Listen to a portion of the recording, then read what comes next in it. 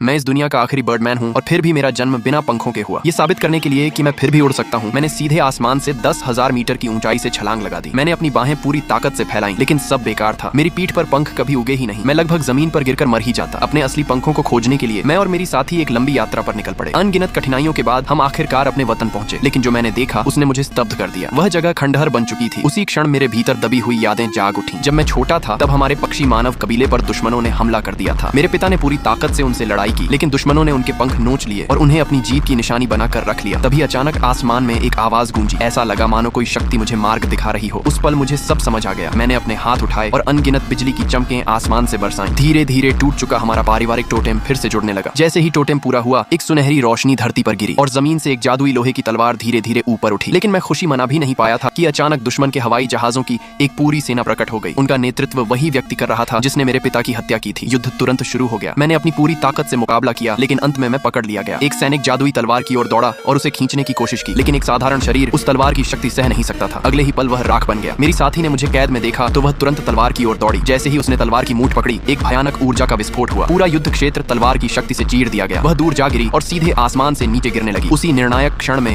मेरे भीतर का रक्त वंश जाग उठा। अगले ही पल मेरी पीठ से पंख उग आए। मैंने उड़कर उसे अपनी बाहों में थाम लिया, लेकिन तभी मुझे एहसास हुआ तलवार की शक्ति उसे भ्रष्ट कर चुकी थी। उसका शरीर धीरे धीरे लकड़ी में बदल